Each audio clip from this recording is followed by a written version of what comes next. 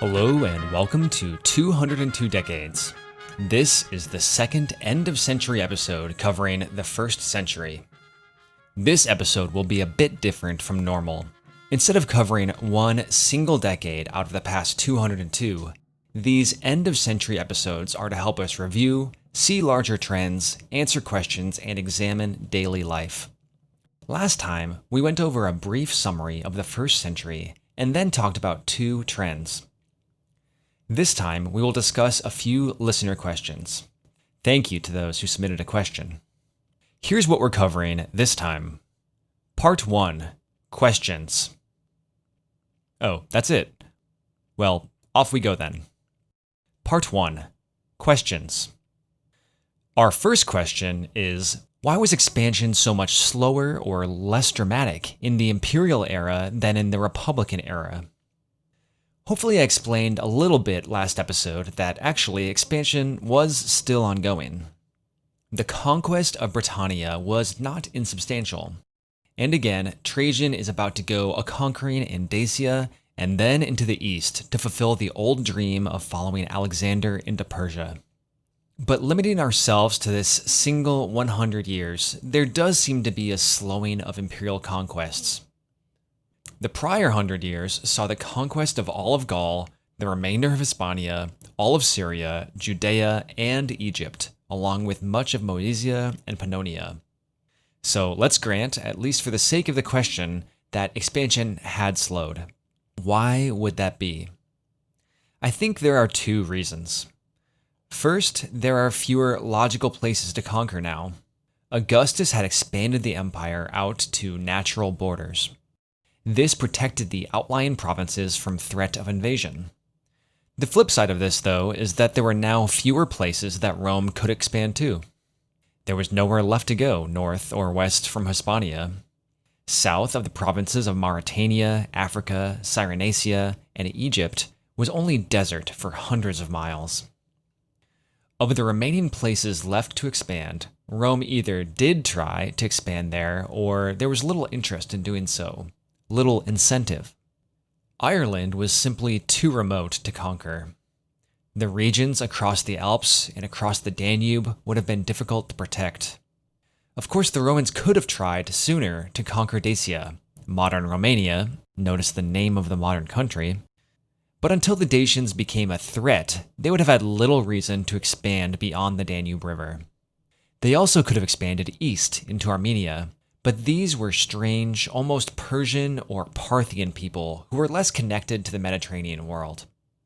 And the Romans could have gone to war with Parthia and expanded into Mesopotamia, but all the excuses for not conquering Armenia apply double here.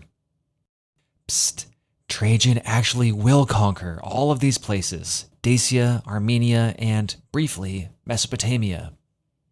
Most telling is the failure to conquer Germania Magna, Germany across the Rhine River. I went over in detail why the Romans had failed to conquer the region during the first decade of the show. They initially had conquered it. Several settlements were established, and it was steadily becoming Romanized, just as Britannia would half a century later. But when Arminius and his coalition ambushed and killed 3 legions at the Teutoburg, they also went about destroying all Roman settlements. If the Romans really wanted to reconquer Germania, they would be starting from scratch. As I also said in the first decade, the effort wasn't worth it for Augustus. The Rhine would be fine as a frontier. This brings us to the second reason expansion had slowed. The incentives to conquer had changed since the Republican era. During the late Republic, leading armies, conquering foreign lands, and bringing glory to Rome was a way for a senator to advance his career. Conquest not only brought fame, it brought loot, which could be used to buy favor among the people or other senators, and perhaps a little or a lot of vote buying took place. The incentive structure pushed continual conquest. During the imperial era, there was much less incentive to conquer. The princeps, who called the shots, had nowhere left to advance his career. The emperor had no significant competition and thus little reason to endure the cost and risk of a campaign of conquest. The times we really did see large expansions in this century were when the emperors needed to demonstrate their legitimacy. Claudius is the prime example here. He had come to power due to an assassination. The Praetorians had picked him, not the Senate or the armies. Conquering Britannia was proof of his legitimacy. Vespasian did things in the opposite direction. His legitimacy came because of his reconquest of Judea. And let's not forget his successful efforts in crushing the Batavian revolt. Once his son had secured the capture of Jerusalem, he was able to hold a massive triumph, showing that he was worthy of ruling. No further military demonstrations were needed.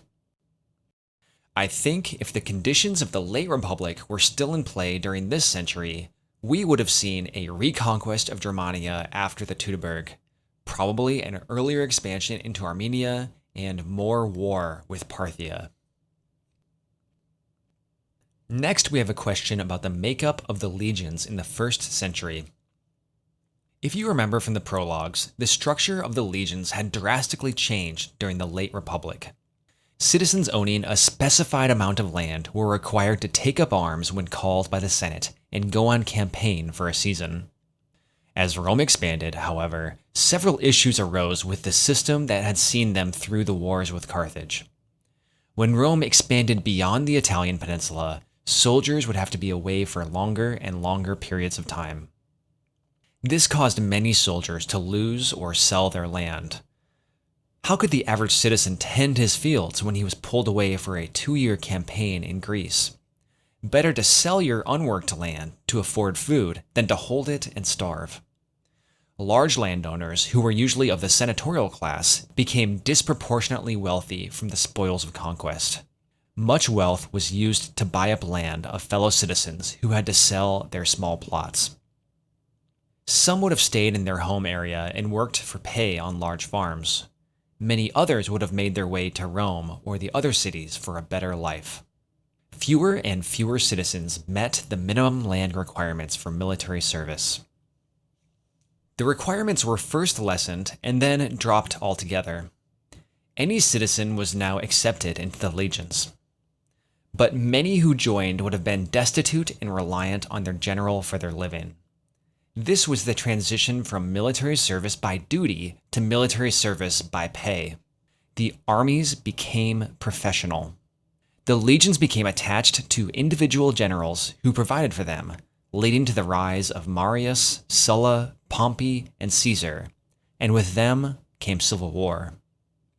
Augustus brought this cycle of inter-Roman war to a close, but the army forged in the process was a purely professional one now. They were loyal to the emperor because they depended on him for their livelihood. Augustus ensured that retiring soldiers would be granted land or cash payment. When Augustus defeated Mark Antony, there were 50 legions. He lowered that number to 28, and after the Teutoburg, that number fell to 25. By the time of Trajan and his successor, that number had increased to 31. At the end of the 1st century, in total, the Roman army was made up of probably over 300,000 men. 125 to 150,000 of these would have been legionaries, with the remainder being auxiliary soldiers. In the 1st century, the legions were still mostly made up of Italians. Most of the legions, though, were stationed along the frontiers. Over the course of decades and centuries, these border legions would fuse with the populations they bordered. The local people would have traded across the borders to earn some of the sweet coins the legions regularly received. The soldiers would have mingled with people on both sides of the borders they defended. Many of the men would have taken local wives. Their children would become Roman citizens, and many served in the legions. This outside contact was a two-way street. The barbarians became Romanized, and the legions became barbarian. Now, this was a slow process, and it had only just begun during this century. As we move forward, though, keep this co-assimilation in the back of your head, because I think it helps to explain the coming fall of the Western Empire, which is only 37 decades away. Next, we come to a question from listener Neil about the Colosseum. He at one time heard the Colosseum was built on top of a drained lake, which helps to explain how it was able to host the occasional naval battle. Was the Colosseum built on some kind of natural lake? The short answer is no. The medium answer is kind of. The long answer is that the Colosseum, or the Flavian Amphitheater, wasn't built on a drained natural lake, but it was built on a lower lying area between several of the hills of Rome. Before its construction, this valley was part of the floodplain of the Tiber River, occasionally being inundated when the waters were high. In the earliest days of the city, when Rome was still a kingdom, the area would have been marshy, as was much of the land below the hills. This is a side note, but an astounding amount of the temperate areas of the world, which today are flat farmlands, were once wetlands. Human activity over the course of thousands of years has drained much of it. Anyway, under the Roman kingdom, a drainage system called the Cloaca Maxima was built to drain the marshes and remove waste from the city. In those early days, it was only an open channel. By 200 BC, it had been covered. It was expanded over the centuries. It was even still in use into the 1600s and is still technically functional today, though only a trickle exits from it into the Tiber.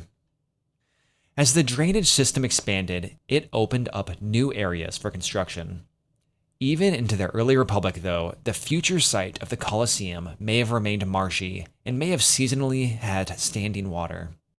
Perhaps this is where the confusion comes from. Not a permanent lake, but a site that may have had standing water at times.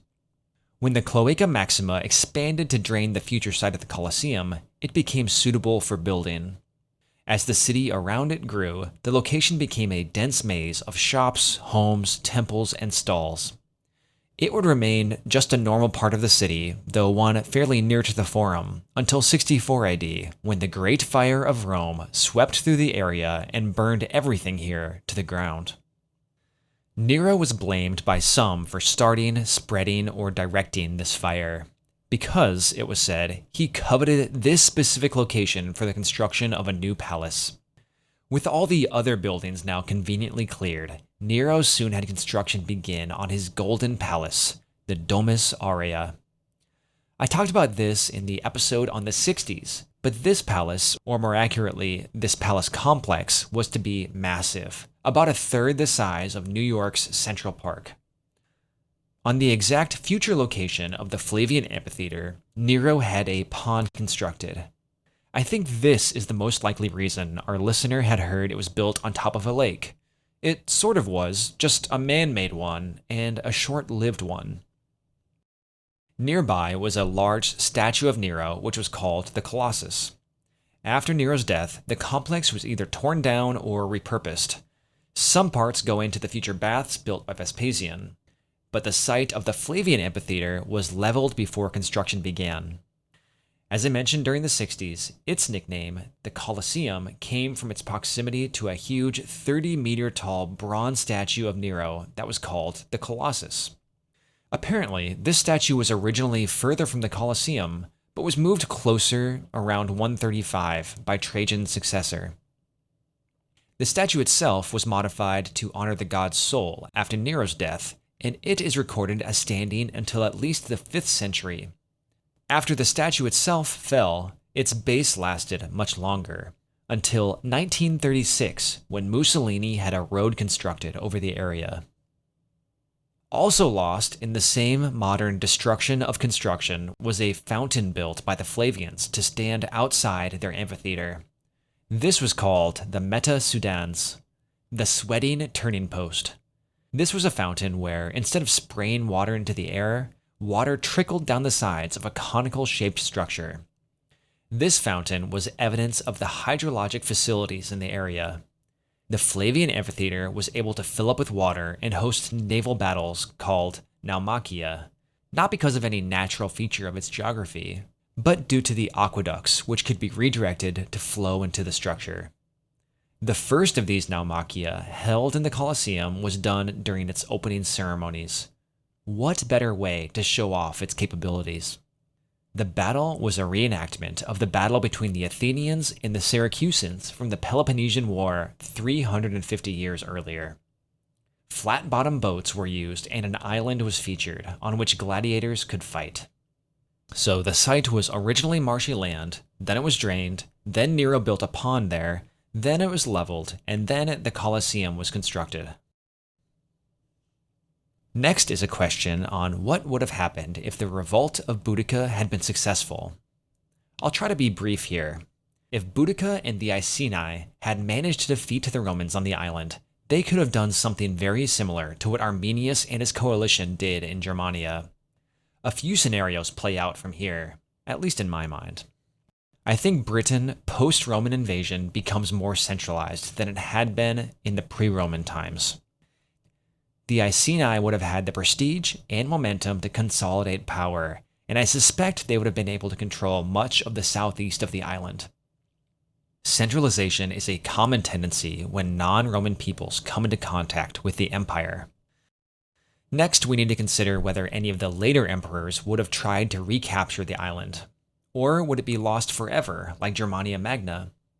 Assuming all things being the same after Nero's reign, I think it's possible that Trajan could have tried to conquer the island. Let's say that after kicking the Romans out, the British become overbold and begin to raid the coasts of Gaul or even Hispania. I think that could have triggered a response, perhaps from Vespasian, but more likely from Trajan. That raises another question though. Does Nero send Vespasian the general to the island to retake it? He would have been a prime choice with known experience in Britannia. Maybe Nero sends Vespasian to Britannia with 2 legions in 64. In this scenario, someone else had to lead the recapture of Judea 2 years later. From here, the sequence of divergences balloons. Maybe this other general in charge of Judea does much worse than Vespasian, or maybe he's able to recapture Jerusalem while Nero is still alive, and the glory of this reconquest gives Nero enough legitimacy to stave off Galba's rebellion. If Galba's rebellion does still occur, does Vespasian eventually come out on top? With his legions hardened by battle in Britain? We'll leave the scenario at that. Lastly, listener Evan asked about what was going on in the rest of the world during the 1st century. This was actually something I had meant to discuss during end-of-century episodes when I first started this series. Somehow, it had slipped my mind since then though, so I appreciate being brought back on course. I'll have to be brief here, but I'll go over what was going on in Eastern and Northern Europe, Persia, Ethiopia, India, China, Mesoamerica, and the Andes. North of the Roman Empire, the migration of Germanic peoples continues. Their homeland seems to have been southern Scandinavia, which they'd begun migrating out of as early as 700 BC. We've encountered a few of these migrations already in the series. First, there was a migration of the Cimbri and the Teutones, from which Marius had saved Rome. Then, a migration of a Germanic tribe seems to have kickstarted the cascade of events that led Caesar to begin his conquests of Gaul. Many tribes migrated south into modern Germany and Poland. The tribe of the Goths, though, migrated to the east. Likely by the end of this century, they had reached the area north of the Black Sea. In archaeology of Northern Europe, the period from 1 AD to 500 AD is called the Roman Iron Age, because of the deep political and economic ties which formed between the people of Northern Europe and the Roman Empire. By the 1st century, Roman goods would have been found all over the area, as far north as Scandinavia. They're frequently found in graves and in bog burials. Society here was mostly tribal, with larger confederations forming occasionally, such as the Marcomanni. Most people lived in small villages that were mostly self-sufficient, practicing agriculture and pastoralism and making their own pottery and metal tools locally. Eastern Europe at this time was dominated by Sarmatians, Alans, and other Scythian-related people. Unlike the Iazyges tribe of the Sarmatians, who had settled into agriculture, their eastern cousins continued to live a mostly nomadic existence, relying on the herding of livestock for their food. These people would have been adept horse riders. It's hard for us settled people to imagine nomadic people as sophisticated, but the Sarmatians and Scythians were adept craftsmen and had complex societies. Now we move south and east to Mesopotamia and Persia. The Parthian Empire stretched from the Euphrates River in the west to modern Afghanistan and southern Pakistan in the east. The Parthians had originally been a subject people of the Seleucid Empire, one of the successor states to Alexander the Great. Just as Rome was beginning to push into the western end of the Seleucids' territory, the Parthians rose up and conquered all of the east, including the heartlands of Persia and Mesopotamia. That was more than 200 years ago by the 1st century. We haven't discussed the Parthians much since the 60s, but this will be a good primer for the episode on 110 to 119. We'll be seeing a lot of the Parthians then. During the Roman-Parthian War over Armenia, the Parthians were led by Vologases I, the Parthian King of Kings. His title, King of Kings, wasn't just because it sounds cool. The Parthian Empire was split into a number of kingdoms who all answered to one King of Kings. The Parthians were more decentralized than their Roman neighbors. Vologases I had invaded Armenia in 53 AD and placed his younger brother Tiridates on the throne. This had sparked that war in the 50s and 60s, which Rome had initially had the upper hand, then had been beaten badly, and then regained their honor at least. In the peace treaty, Tiridates agreed to travel to Rome, where he received his crown from Nero. Nero actually invited Vologases himself to come to Rome several times, but Vologases respectfully demurred. He must have been an honorable man, though, given his conduct when the Great Jewish Revolt broke out a few years later. From a pure power politics standpoint, you would think the Parthians would support the independence of Judea. Instead, Vologases offered Nero 40,000 of his cavalry to help retake the province. Nero didn't take him up on it, but it was certainly a kind gesture. The cavalry would be needed soon anyway. The Parthians suffered an invasion of the nomadic Alans near the end of Vologases' life. When Vologases I died in 78, his son, Pacorus II, was crowned King of Kings, but his brother, Vologases II, soon revolted in a civil war which lasted 2 years. Immediately after, another revolt broke out by Artabanos III. Pacorus reigned till 110 AD. He worked to strengthen the trading network that connected the Mediterranean Sea with India and China. In fact, in 97 AD, the Parthians received an envoy from the Chinese led by emissary Gan Ying, who was seeking to make contact with the Roman Empire, which they called Da Qing. Gan was hosted by the Parthians and was escorted as far as the Persian Gulf. Here, though, he was convinced that to reach Rome, he would have to make a long and difficult journey by sail around the Arabian Peninsula. Of course, the Parthians would have known better. Travel up the Tigris River would have taken Gan very close to the Mediterranean.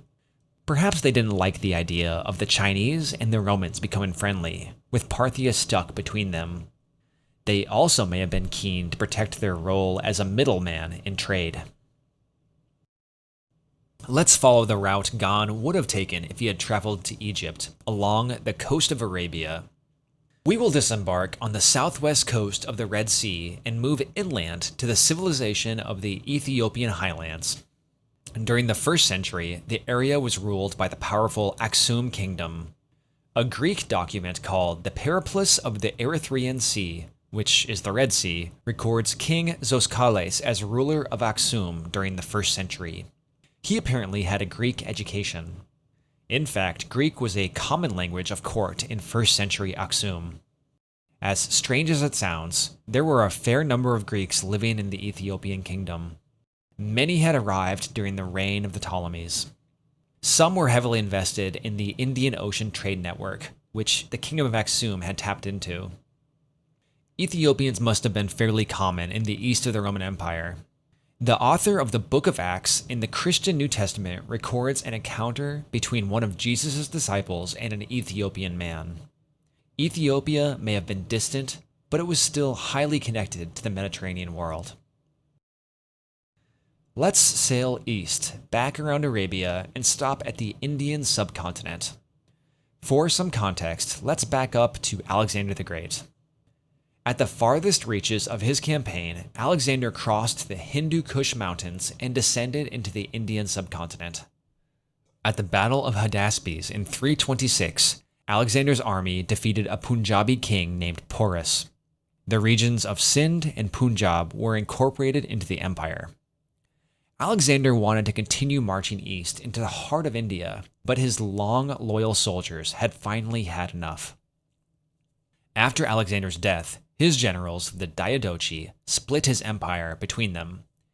India had slipped out of the Hellenistic world momentarily, but in the 200s BC, the Greco-Bactrian kingdom, under a ruler named Demetrius, invaded the subcontinent due to an opportune collapse of local power. For the next 200 years, an Indo-Greek kingdom existed called the Yavana Kingdom after the local name for the Ionian Greeks. This kingdom was based a little farther west in Afghanistan, Pakistan, and western India. It saw the fusion of Hellenic and Buddhist cultures. From 80 BC to 10 AD, the Yavana kingdom was conquered piecemeal by Indo-Scythians. These people established the Kushan Empire. The Kushan were a steppe people who were known to the Chinese as the Yuezhi. They're thought to be of Indo-European origin, possibly from an ancient branch called Tocharian, or related to the Iranian Saka people. In its inception, Greek was first used as the court language, but it was soon switched to Bactrian. They brought with them their Kushan gods, as well as the Greek deities, and syncretized these gods with the Hindu gods of India. The Kushan Empire was large, stretching from central and western India northwest as far as the Aral Sea of Central Asia. To the south of the Kushan was the Satavahana Empire in the Deccan region. Its origins, though, are uncertain. At the southern tip of India were several small Tamil kingdoms. These kingdoms and the Satavahana Empire would have been the chief players in the spice trade of the Indian Ocean.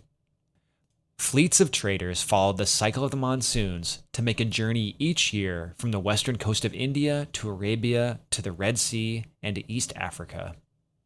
The Romans had gotten involved in this trade system through the Red Sea ports of Egypt. The Indian trade brought them spices and exotic goods, as well as luxuries from further afield, like silk from China. So much gold was leaving the Roman Empire to purchase luxury goods from India that several Roman emperors during the 1st century sought to rein in the outflow of cash. Next, we move north and east across the Himalayas into the land of China. During the 1st century, China was ruled by the Han dynasty. This dynasty solely controlled the essential territory of China, though it was not the first to do so. That honor belongs to the Qin dynasty. For centuries prior, the Zhou dynasty had controlled northern China around the Yellow River. Its power declined during the spring and autumn period of 770 BC until the 480s BC, when the power of the Zhou fell apart. This began the Warring States period, when several smaller states contended with each other within China. Slowly, and then all at once, the Qin dynasty conquered all of the others. Despite its military prowess, this dynasty lasted only 15 years. Its most notable ruler was the first, Qin Shi Huang, who reigned from 221 to 210 BC. He is the ruler buried near the famous terracotta soldiers. It's likely, though not certain, that the English name for the area, China, is derived from the Qin dynasty. The Qin fell when in 206 BC, its capital, Xi'an, was captured by a rebel leader. This man was Liu Bang. He was born a peasant, but rose high enough to enter the Qin bureaucracy as a civil servant. When Qin Shi Huang died, Liu Bang stepped down from his position and became a rebel leader against the unpopular Qin. After crushing their armies and taking their capital, it took several years before he secured control over all of the Qin lands.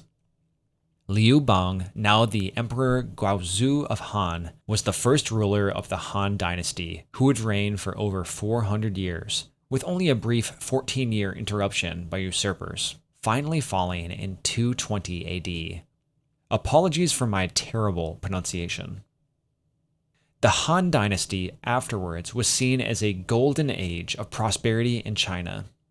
It plays a similar role in the Chinese psyche as the Roman Empire plays in the Western mind. By the 1st century, both empires had similar populations, about 55 million for the Han and about 60 million for the Romans. The Han Empire expanded further south than its predecessors, reaching as far as the Guangdong region of modern China and even into northern Vietnam. They expanded to the west too. Since about 150 BC, the Han had been dealing with a series of incursions or invasions from a people called the Xiongnu, a nomadic steppe tribe. As they expanded to the west, they continued to vie with the Xiongnu for control of the east-west trade routes which linked China with Central Asia.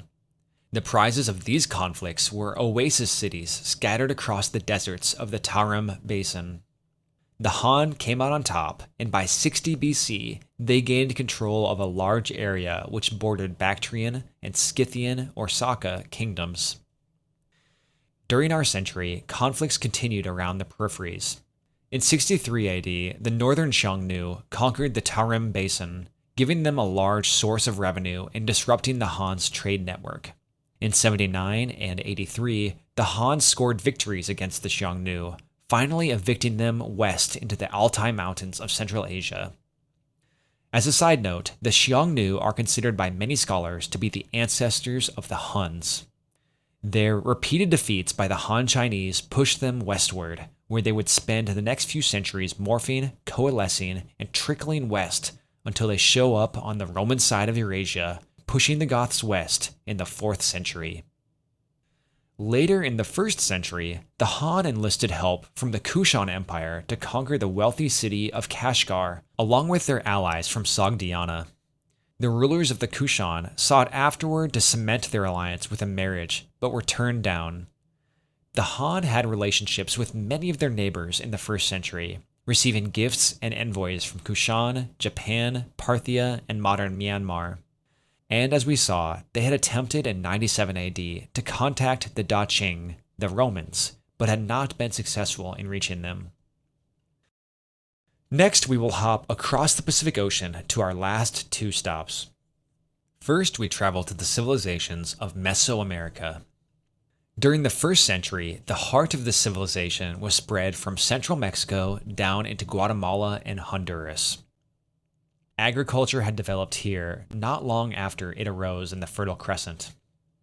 The earliest known major civilizations of Mesoamerica were the Olmecs, who began to flourish around 1200 BC in the area around the modern state of Veracruz, Mexico. They were notable for their founding of a distinct artistic style that continued throughout Mesoamerican history. They built monumental stone structures. Most famous are the colossal Olmec heads, some as large as 11 feet tall, carved out of a single block of stone. They also constructed pyramids and almost certainly had developed some kind of writing system. The last of the Olmec centers appears to have collapsed by 100 BC. We aren't sure if their downfall was due to societal factors, environmental conditions, or outside destruction. By the time of the fall of the Olmecs, other peoples had grown in prominence and complexity. Directly south of the Olmecs were the Zapotec people of the modern state of Oaxaca. The chief site of the early Zapotecs was at Monte Alban, a large complex of temples and pyramids situated, as the name suggests, up on a mountain overlooking the valley 400 meters below. The site appears to have been settled around 500 BC. At this time, several smaller chiefdoms controlled sections of the Oaxaca Valley. By 350 BC, though, the sites of those other centers had become depopulated, and the population of Monte Alban had swollen. This indicates that by this time, the elites of Monte Alban had conquered and united all of the Oaxaca Valley. From here, they expanded outward and came to rule a large area. Beginning around 500 AD, Monte Alban began to lose power. Other sites nearby began to grow, and the unified valley became fractured. To the northwest of the Zapotecs, in the central highlands of Mexico, a mysterious and monumental city reached new heights during the 1st century. This was Teotihuacan. If you're ever in Mexico City, the ruins of this lost civilization are a must-see destination, located just 25 miles outside of the city center. We don't know what the people who built the place called it. Our name for the city, Teotihuacan, comes from the Mexica and means the place where the gods were created. Settlement of the site began by 200 BC, but it was during the 1st century that its most distinctive features were begun: the Pyramid of the Moon and the colossal Pyramid of the Sun, linked by the Avenue of the Dead. During its height, more than 125,000 people are thought to have lived in Teotihuacan, making it one of the largest cities on Earth at the time, close in size to Roman Antioch. We know disappointingly few details about the city. Even the identity of its builders is uncertain. Whether they were Toltec, Totonac, or other peoples, we don't know. Written sources aren't available for us to peer back into their world. Teotihuacan does show up in the history of a neighboring people, though, one for whom we have a limited but still impressive written record. In 378 AD, a Teotihuacano warlord named Siaj Ka'ak swept south with his army and conquered several cities of the Maya, including Oaxaktun, Copan, and Tikal. It's from an engraving in Tikal that we know this information. Siaj Ka'ak was likely the brother of a ruler of Teotihuacan named Spear Thrower Owl. The rulers of each of these cities was replaced by ones loyal to Teotihuacan. Beginning in this period, the Mayan cities began to emulate the architectural styles of Siaj Ka'ak's home city. Who were these Maya who had been conquered? The Maya were a collection of city-states in the Yucatan Peninsula and the highlands of Guatemala. The first epoch of Mayan history is called the pre-classical period, from 2000 BC up to 250 AD. First, populations began to grow and villages began to come together. The Maya relied on maize, what we Americans call corn, squash, beans, and chili peppers for the majority of their diet. As early as 750 BC, these early Mayan cities began to build monumental stone structures. In one of these earliest Mayan cities, Petén, evidence of writing has been found from at least 300 BC. It used both pictorial symbols as well as syllabic symbols, similar to how modern Japanese uses kanji, hiragana, and katakana. Recent excavations now suggest the Maya may have lent their writing system to the Olmecs, rather than the other way around. The Maya were rarely, if ever, united. Instead, one can imagine them in a world of competing and cooperating city-states, not unlike the city-states of classical Greece. During the 1st century, the largest and most powerful of these seems to have been at El Mirador. This city is a more recent discovery than the big names of Mayan history, places like Tikal, Tulum, Palenque, and Chichen Itza. Its older date, before the classical period of Mayan history, astounded and confused scholars. It pushed back the origins of grand architecture. In fact, the still not fully excavated pyramid at El Mirador appears to be the largest Mayan pyramid yet discovered. Moving far south along the Pacific coast, we next stop at the strip of land sandwiched between the Andes Mountains and the Pacific Ocean. Here grew yet another of the world's independent civilizations, called pristine because it arose without influence from another civilization. The people of the coastal plain of Peru began to cultivate crops as early as 8000 BC. Key crops domesticated by this civilization were potatoes, tomatoes, quinoa, chili peppers, squash, manioc, cotton, and peanuts, among others. Their contribution to the world's diet is astounding. Think of all the regional cuisines in Europe or Asia which rely on plants domesticated in South America. Around 3500 BC, we have evidence of a civilization called Caral Supe arising in coastal central Peru. This makes it older than the civilizations of Mesoamerica. The cities of the Caral Supe were situated on 3 river basins. Already these sites featured platform mounds and temple pyramids. Along with their crops, these cities relied heavily on seafood for survival. About 1800 BC, the cities of Coral Supe fell into decline. The Chavin culture developed higher up in the Andes around 900 BC and lasted until about 250 BC. From then to about 100 AD was a low point in social organization. Out of this collapse, two new cultures came to prominence in the first century, the Nazca and the Moche. The Nazca you may have heard of before. They are famous for creating the Nazca lines, huge pieces of artwork carved into the desert floor. Hundreds of them run straight across the landscape, but at least 70 take the shape of animals, monkeys, hummingbirds, whales, spiders, and more.